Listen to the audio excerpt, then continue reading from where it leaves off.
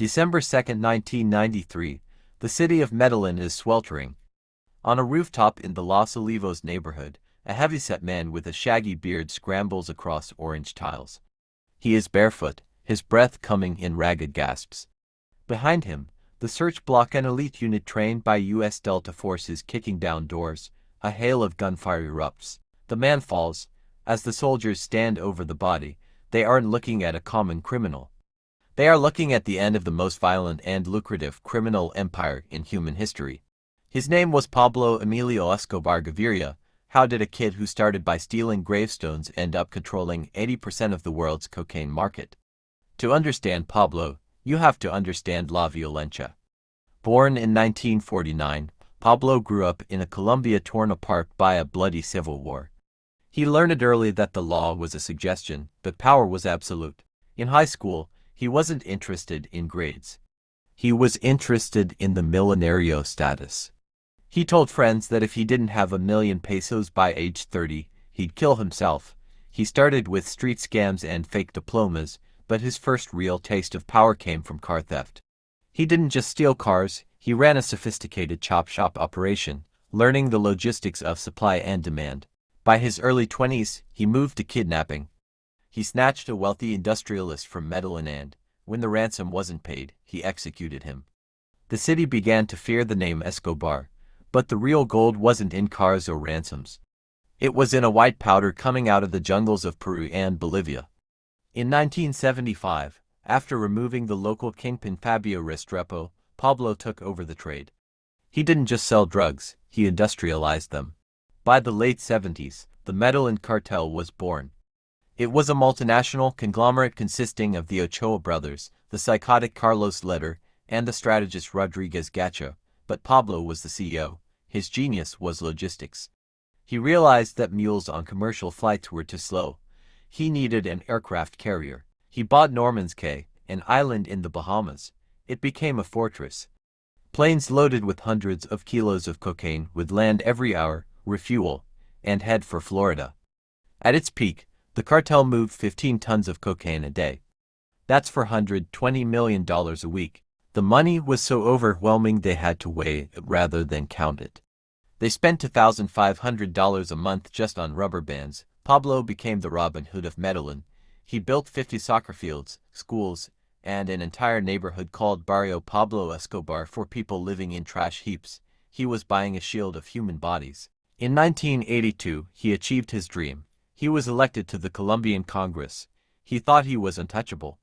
But the Minister of Justice, Rodrigo Lara Bonilla, saw through the mask and publicly shamed him. Pablo was kicked out of politics. It was the biggest mistake the Colombian government ever made. Because when Pablo couldn't be a king, he decided to be a god of war. The motto was Plata o Plomo, silver or lead. If you didn't take Pablo's money, you took his bullets. After his political humiliation, Pablo unleashed a wave of terror. In 1984, his hitman murdered Minister Bonilla. The government responded with extradition, the threat of being sent to a U.S. prison. To Pablo, this was a death sentence. He declared war on the state. In 1985, he funded the M19 guerrillas to storm the Palace of Justice. They burned the extradition files and killed 11 Supreme Court justices. In 1989, he went even further. He blew up Avianca Flight 203, killing 107 innocent people just to target one politician. He planted car bombs that turned Bogotá into a war zone. He offered a $1,000 bounty for every dead cop. Over 500 officers were murdered in months. He wasn't just a drug dealer anymore. He was a narco-terrorist who had a country on its knees. By 1991, the world had enough. Pablo was the most wanted man on earth. But he negotiated a deal that shocked the world. He would surrender, but only if he could build his own prison. It was called La Catedral. Perched on a mountain, it featured a waterfall, a bar, a soccer field, and a telescope to watch his family in the city below. Inside, the party never stopped. Trucks of fine wine and girls arrived nightly. But the walls of the golden cage held dark secrets. When Pablo suspected two of his lieutenants, the Moncada and Galliano brothers, of stealing, he had them tortured and murdered inside the prison. He even burned their bodies on a BBQ pit. When the government finally sent the army to move him to a real prison, Pablo simply walked out the back door and disappeared into the mountain fog. He was free, but the hunt was no longer just a police matter. It was now a hunt by the Los Peps, a vigilante group of his enemies, backed by rival cartels and, allegedly, the CIA. For 15 months, Pablo was a ghost.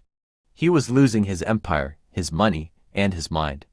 He was hiding in ordinary houses, moving every night. His only weakness was his family. On December 2, 1993, a day after his 44th birthday, he stayed on the phone with his son, Juan Pablo, for 5 minutes too long. The search block triangulated the signal. They surrounded the house in Los Olivos. As the door splintered, Pablo made a run for the roof. He was shot in the leg, the back, and finally, a fatal shot through the air. Some say it was the police. His son says Pablo shot himself to avoid being taken alive. 25,000 people attended his funeral. To some, he was the man who built their homes. To the world, he was the man who poisoned a generation. Pablo Escobar was dead, but the ghost of his empire still haunts the streets of Medellin to this day.